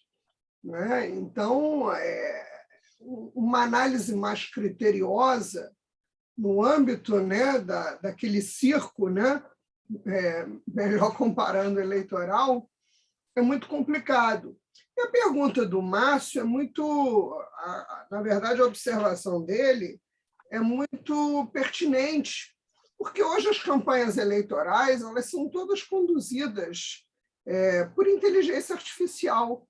Eu, inclusive, abri a tua eletiva, né? Inteligência artificial nas eleições, porque cada passo ele é medido, né? Nós tivemos a a era, né, dos marqueteiros, né? E hoje o marketing político ele está muito condicionado a essas ferramentas. O candidato ele não dá um passo sem ter a observância, né, dessas misuras. Então, na verdade, no caso da utilização da paródia, né, que é aquilo que nos interessa, ela pode realmente ter aspectos além, né, da questão meramente, né, do voto, porque por trás, né, de toda a construção das campanhas eleitorais existem os interesses partidários, existem uma série de questões outras, de disputas até políticas, econômicas, né, dentro de governos, empresas. Estou aqui pensando, né, de forma mais ampliada, mas, na verdade, nós temos toda uma utilização, né, não só dessas ferramentas, mas também robôs, e tudo isso mudou muito a lógica, né, que nós tínhamos mais tradicional do que era a campanha eleitoral, do que são as eleições. Então, eu acredito que realmente existam, né, algumas perspectivas diferentes de paródia que parecem, né, que são uma coisa, mas, na verdade, tem interesses outros por trás, né? Até de natureza mais mercadológica. Vânia, só fugindo rapidamente, depois vamos voltar aqui à questão das paródias. O que você pode nos dizer sobre um aspecto comentado pelo Pedro e que, para mim, me incomoda muito? Eu, como ele, sou muito interessado em política, sempre fui, e agora muitos candidatos se recusam a participar de debates, né? O Lula, em 2006, já não tinha participado, porque estava com a eleição garantida, reeleição garantida. Agora, eu vi essa notícia ontem, que a CNN cancelou o debate, porque Bolsonaro e Lula, os dois, disseram que não vão participar. Eu tive um debate pesado até na Associação dos Eleitoralistas, né? Nós temos uma academia nacional. Eu falei que o esvaziamento do debate é terrível, né, para a democracia, e aí voltou a velha história da liberdade de expressão. O candidato não quer participar, é um direito dele, né? É o que o pessoal sustenta. Eu acho que não, entendeu? Deveria haver um dever, né? Um candidato majoritário, sobretudo à presidência da República, de participar, né, de um debate desse. Só que o que acontece? O cara está na frente, ele não quer participar, porque ele pode ser inquirido a situações que o prejudiquem. Por outro lado, se o cara não é bom de debate e está bem também, ele não quer também participar. Vejam, por exemplo, acho que foi na eleição passada, o Romário ele se destruiu, né, com o debate. Ele desidratou em absoluto, né, com o debate. Então, essa questão do debate hoje é muito séria, né? Você vê, nós vamos ter uma eleição presidencial que talvez não tenha nenhum debate, Gabriel. Muito grave isso. Na eleição para prefeito passado, nós tivemos um primeiro debate e o resultado, né, desagradou, vamos dizer assim, ao status quo, né, de poder, aí cancelou-se os debates, né? Então, hoje nós estamos também com a população à mercê dessas situações. E vejam que, se o debate também não tiver uma boa condução, a própria propaganda, né, ela não apresenta propostas dos candidatos, né? Virou um mar de ataques pessoais e você não tem, evidentemente, o que é necessário, né, para o eleitor, que é o embate de ideias, né? Porque para que serve o debate? Né? Você tem os mesmos temas a serem debatidos, né, por vários candidatos que vão dar perspectivas diferenciadas de políticas públicas, né, a partir, né, do enfoque, né, que se propõe, né? Mas se você vai para os debates, né, aquele mar de ataques, né, virou quase que um Big Brother, né, em que as pessoas, na verdade, anseiam ali para o debate muito mais por um certo sadismo, né, de ver, né, o circo pegar fogo, né? Como é que fala, Pedro, né? Botar fogo no parquinho, né? Outro dia eu ouvi uma funcionária minha dizer: doutora Vânia, pena não vai ter debate, né? Eu gosto de ver o circo pegar fogo, né? Então, o brasileiro quer isso, né? E evidentemente as campanhas, os marqueteiros, eles, né, estão atentos, né, a esse tipo de predileção, né, do homem comum. Karen, eu queria que você comentasse aqui as exposições e aproveitasse também para comentar a pergunta do Rodrigo Moraes, que ele trata aí de uma questão muito interessante, que é em que medida a paródia de obras protegidas por direito autoral pode ou deve ser tratada de forma diferente da paródia de marcas. Haveria menos ou maior liberdade na paródia de um sinal marcado em relação a uma obra protegida por direito autoral? É uma boa pergunta isso. Deixa eu só olhar, caso da cachaça João Andante. Não sei, eu acho que o direito de marcas ele cumpre com a função... A cachaça João Andante era brincadeira com Johnny Walker, né? Claro. Acredito que sim, é uma coisa criativa, né? Eu acho que se você não tem dentro do direito de marcas, você não tem a confusão da origem do produto, é uma coisa interessante, é inteligente, por que não? Certo? A gente não tem o direito de autor, não cumpre com a mesma função, é uma coisa distinta. Mas estou falando isso agora sem conhecer o caso, sem conhecer os argumentos, nem nada, mas a princípio... a não ser que você tenha o caso da BMW, né, que fizeram uma paródia também bem grosseira com o BMW, e é um caso conhecido aqui na Alemanha. Foi proibida porque a paródia descreditava, dava descrédito à marca, né? Aí é um caso diferente. Agora, eu não acho que a paródia é interessante essa do João Andante, é inteligente isso, ainda mais para cachaça e etc. Não sei, eu acho que você não tem aí o problema da confusão da origem do produto e do sinal no mercado. Então, não havendo essa confusão, acho que a paródia tem que ser permitida, mas precisaria olhar o caso, certo? Em relação às falas, só fazer uma observação aqui, não é que eu quis resolver o problema sem entrar no direito moral, quer dizer, a minha ideia foi sugerir alguma forma de mais fácil resolver o problema, porque na hora que a gente entrar no direito moral, a gente vai ficar naquela coisa de opinião, qual que é a tendência, você entende? A obra, evidentemente, se eu vinculo, se a paródia faz supor o endosso do autor, eu acho que a gente está aí num outro âmbito. Eu não sei como resolver isso, Gabriel. Preciso pensar, vamos fazer assim, a gente repete isso depois que o que eu propus tiver melhor desenvolvido, tá? Melhor estudado. Deixa eu passar para o Pedro, inclusive, aí tem a ver a pergunta do Alberto Camelier, que tem a ver com a questão também da marca. Quer dizer, em que medida uma marca que parodia uma outra vai gerar uma confusão quanto à origem do produto? Em que medida uma paródia usada em campanha eleitoral vai necessariamente implicar em uma impressão de que há um endosso? Desculpa, isso foi o Leonardo Pontes que perguntou, né?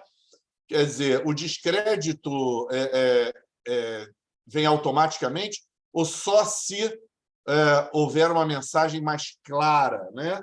No sentido de que, no caso, né, o Tiririca poderia, e não fez, dar a impressão de que o Roberto Carlos endossava a candidatura dele, né?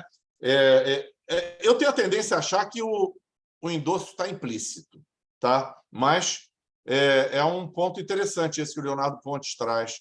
Você pode comentar, Pedro? Claro, em primeiro lugar, se for Leonardo Ponte, autor de uma obra maravilhosa, direito autoral, uma capa branca, eu gosto muito do seu livro, Leonardo. Parabéns. Eu estou aqui na biblioteca de papai, então eu ouço algumas das perguntas e eu vejo vários dos livros das pessoas que estão me perguntando. Então, é sempre uma alegria. Eu acho muito difícil que as pessoas que gostem ou desgostem do Roberto Carlos acreditariam que ele estaria endossando a campanha do Tiririca. O Roberto Carlos vascaíno como eu, ele é muito criterioso, não só com o terno marrom, mas também sobre o ponto de vista de quem vai ter autorização para regravá-lo, interpretá-lo. Acho dificílimo que pessoas que sejam adeptas das composições de Roberto Carlos ou das interpretações de Roberto Carlos acreditariam que o Palhaço Tiririca estaria endossado por ele. Então, nesse ponto, eu discordo, Gabriel. Eu não acredito que um endosso seja implícito, não. Eu acho que é muito mais tranquilo acreditar, como aconteceu, de que haveria um conflito de interesse submetido a uma lide do que uma aprovação ou apoio.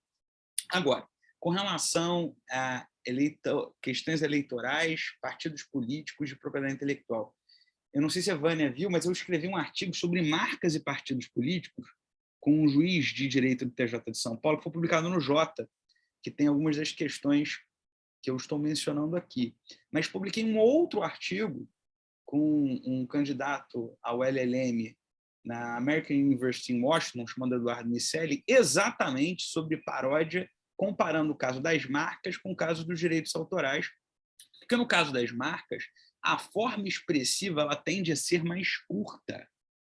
Então, como o NPI corretamente distingue expressões de publicidade de marca, e as expressões de publicidade tendem a ser mais extensas, se eu falo já é Natal, vocês completam. Gostoso é no Bob's, ainda que não seja verdade, vejam que essas expressões maiores elas são irregistráveis como marca, porque elas têm uma finalidade distintiva distinta do sistema de marcas. Então, é mais fácil que uma expressão mais longa seja protegível pelo direito de autor do que o seja por marcas. O que não significa dizer que os direitos autorais não protejam criações de extensão menor. Então, eu gosto muito de poesia. As poesias haikai, muitas vezes, vão ter 3 frases, cada frase vão ter 4 palavras, e ainda assim, apesar de diminutas, se originais forem, elas são protegíveis pelo direito de autor. Vejam que curioso. Se eu cito uma poesia haikai, a extensão da citação permitida tende a ser menor do que a citação legítima de uma criação de poesia parnasiana. Então, o próprio grau do que é lícito ou ilícito depende do contexto. Aí a gente entra no problema que a doutora Vânia nos lembrou. São 45 dias. É um mundo intenso. Os advogados eleitoralistas não dormem. Não há como dormir. Por isso que ela citou Nessun dorme. Não foi à toa. O Turandot vem a calhar aí do Putin. Ninguém dorme nessa época. Nem ela, nem os juízes, nem os embargadores, nem os ministros. Então, dito isto, eu não vejo nenhum problema arquétipo de eu distinguir paródias das marcas das paródias do direito de autor. Agora, tendo em vista que o contributo crítico ao estado da arte nas marcas é menor, é claro que o grau da paródia também tende a ser menor. E, portanto, expõe a paródia no ambiente das marcas a um contexto de reprodução. Logo, é mais arriscado, sob o ponto de vista do controle jurisdicional, para quem parodia uma marca do que para quem parodia uma obra estética, porque as finalidades são diferentes. Agora, tudo isso dito, eu não vejo e nunca vi nenhum problema de paródia de marca para o contexto eleitoral. Eu sempre vejo um problema de paródia de marca para um contexto comercial. E aí, em geral, os juízes tendem a ser menos generosos. Agora, Rolls-Royce não é marca de alto renome. Se eu quiser lançar uma nova linha de papel higiênico Rolls-Royce, lamentavelmente, os produtores do carro que é dirigido pela Karen, na Alemanha, que ela só anda de Rolls-Royce, podem não gostar, mas o princípio da especialidade resolve a questão. Com relação às criações de natureza estética, no contexto eleitoral, me parece que não há um contexto estético predominante, o que não impede uma pretensão legítima de quem se crê prejudicado se a citação não for expressa. Então, quando eu falo aqui de citação, ou até mesmo de paródia, eu acho importante prestigiar os direitos morais do autor, explicitando, ainda que sejam pequenos letreiros, de que esta obra litero-musical é derivada, é criada, é homenageada em função do senhor Roberto Carlos, etc, etc. Tal. Então, a ausência de citação gera uma pretensão legítima. Então, citar é livre e gratuito, mas eu tenho que dizer onde está a fonte. Então, se eu, como professor na PUC, alguém está citando outrem no texto e não bota na nota de rodapé, vai ser sancionado. Por mim, vai, com certeza. Então, citação não é ala de malandro. Era isso, Pedro. Obrigado. Pedro, é verdade que o Roberto Carlos é vascaíno, mas o rei precisa também da força do manto sagrado. Não sei se vocês conseguem baixar, eu coloquei aí um arquivo que, se você clicar, vai ver uma foto memorável do rei segurando o manto sagrado. Vânia, você termina, por favor, fazendo um último comentário, aqui em homenagem ao querido amigo Alberto Camelier. E é interessante aqui o ponto dele. Qual é a sua opinião, pessoal, seu sentimento como especialista? O uso de paródias enriquece a campanha eleitoral? A regulação poderia sufocar ou desestimular o seu uso? Deveríamos desestimular o uso ou não? Podemos deixar livre, como, na verdade, a jurisprudência se desenvolveu no Brasil e tem sido até hoje? Como é que você vê isso, para terminar?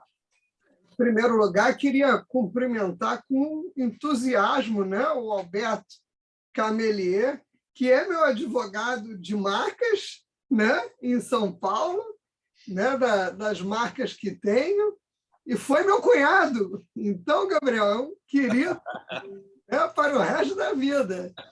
Então, obrigado, Alberto, pela audiência. E eu vejo que a regulação ela não traria nenhum prejuízo, né, ao deslinde natural das eleições, na medida em que, se ela seja construída na justa medida, né, sem abusos e excessos, ao contrário, né, ela contribuiria exatamente para que as coisas pudessem transcorrer com maior serenidade e sem tantas fraturas como nós vemos nos últimos pleitos, né? E, de resto, eu gostaria de agradecer muitíssimo, né, a todos que estão nos assistindo e, sobretudo, a você, Gabriel, né, pelo convite tão honroso, né, de estar aqui com vocês nessa manhã de hoje, né, participando aí com gente com quem eu tanto aprendi, o Pedro e a Karen.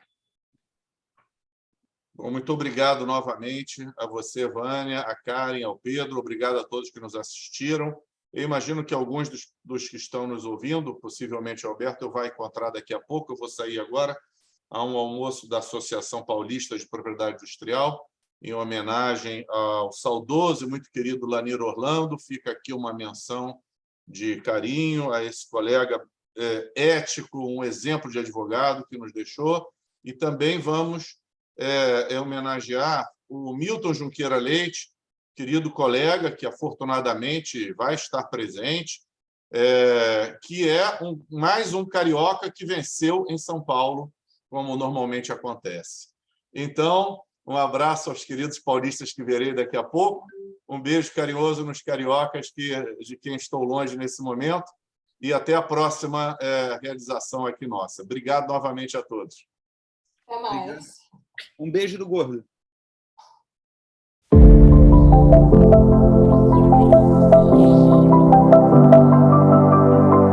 Em suas 39 primeiras edições, nosso congresso foi presencial, com grande sucesso.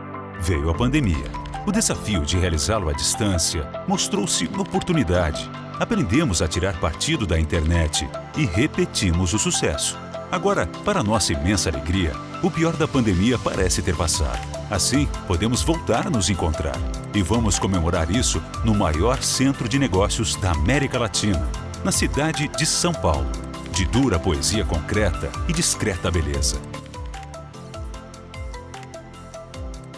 do ano que se comemora o centenário da Semana de Arte Moderna de 1922. Frente a acontecimentos recentes no mundo das artes, como os NFTs, e frente à perspectiva de realidade virtual e a realidade aumentada virem a fundar uma nova internet, certamente teremos muito o que discutir. Como sempre, vamos tratar de todas as novidades no campo da propriedade industrial, pois sabemos que marcas, patentes e desenhos industriais ocupam um lugar de destaque no mundo em transformação. E vamos festejar a possibilidade de voltarmos a nos ver frente a frente. Depois da experiência remota bem-sucedida, quem, por qualquer motivo, não puder estar em São Paulo, não ficará excluído de nosso congresso e poderá interagir com os presentes. Todos poderão assistir a todas as sessões simultâneas no momento que convier, pois o Congresso Internacional da BPI de 2022 será híbrido, como os novos tempos estão a permitir, e todas as sessões ficarão disponíveis na internet como desejam os nossos associados. É um novo desafio, mas estamos confiantes no sucesso. Afinal, São Paulo sempre foi palco de imensos desafios, da expansão de nosso território à independência, do sucesso de nossa indústria à grande revolução verde que impulsiona o Brasil, e da afirmação de nossa cultura e nossas artes. A fronteira agora é no universo virtual e no ambiente de negócios que nele se constrói, totalmente dependente da melhor regulação possível da propriedade intelectual. Se preparem para as discussões instigantes do Congresso Internacional da Propriedade Intelectual da BPI. Será uma grande confraternização. Não perca!